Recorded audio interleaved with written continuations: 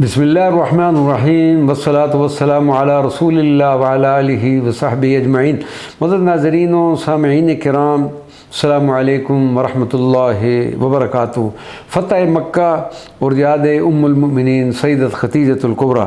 ام المؤمنین سیدت خدیجۃ الکبریٰ کے وصال کے ایک طویل عرصے بعد سن 8 ہجری میں سرکار مدینہ صلی اللہ علیہ وسلم تاریخ اسلام کی عظیم فتح مکہ اپنے ماتھے مبارک پر سجائے جب ایک عظیم فاتح کی حیثیت سے مکہ مکرمہ میں داخل ہوئے تو اس عظیم دن نعرہ ہائے تکبیر بلند تھے، اور جب سید الانبیاء والمرسلین جنت المعلیٰ قبرستان سے گزر رہے تھے تو آپ صلی اللہ علیہ وسلم نے توقف فرمایا اور صحابہ کو حکم فرمایا کہ فتح کا ایک جھنڈا جنت البقیع، جس میں حضور پر نور کی زوجہ مبارکہ سید خدیجۃ الکبریٰ آرام فرما ہے، اس قبرستان پر لہرا دیا جائے۔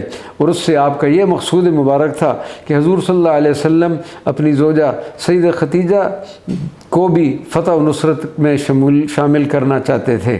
یہ وہ فتح و نصرت تھی جس کی بشارت سیدت خدیجۃ الکبریٰ حضور نبی کریم صلی اللہ علیہ وسلم کو دیا کرتی تھی۔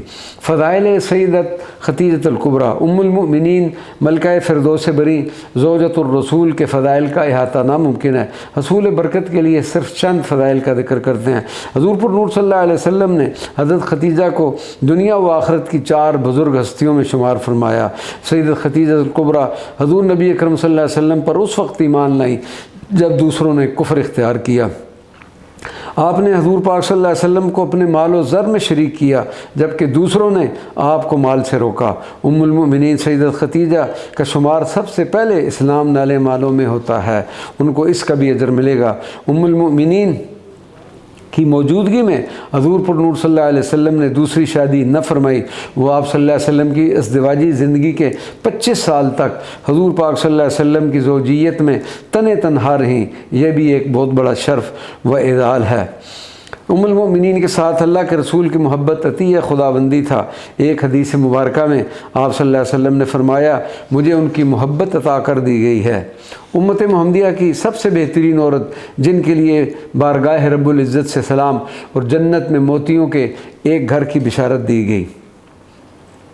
ام المؤمنین سیدت خدیجہ کے خصائص میں شامل ہے کہ آپ 24 سال اور کچھ ماہ رسول اللہ صلی اللہ علیہ وسلم کی رفاقت میں رہیں۔ اس دوران آپ نے دوسری شادی نہ فرمائی، جس سے یہ بات ثابت ہوتی ہے کہ رسول اللہ صلی اللہ علیہ وسلم کو آپ سے بہت زیادہ محبت تھی۔ رسول اللہ صلی اللہ علیہ وسلم ام المؤمنین سیدت خدیجہ کی زندگی میں بھی بہت تعریف فرمایا کرتے تھے، مگر وصال کے بعد بہت زیادہ تعریف فرماتے ہیں۔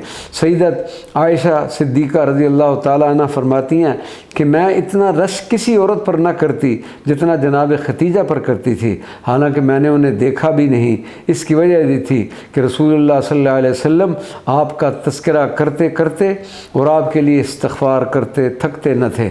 سید خدیجہ کے ساتھ حضور صلی اللہ علیہ وسلم کی محبت کا اندازہ اس بات سے بھی لگایا جا سکتا ہے کہ جب بھی حضور نبی کریم صلی اللہ علیہ وسلم قربانی کرتے یا کوئی جانور ذبح کرتے تو فرماتے کہ اس کا گوشت فلاں کے گھر بھیج دو کیونکہ وہ حضرت خدیجہ کی سہیلی ہے۔ ہیں خدیجہ مرکز مہر و وفا، مصطفیٰ کے گھر کا ہیں نور و ضیاء، اللہ کے محبوب کو محبوب ہے سب سے، لا ریب تیری ذات تیرا نام خدیجہ، وما علینا الا البلاغ المبین۔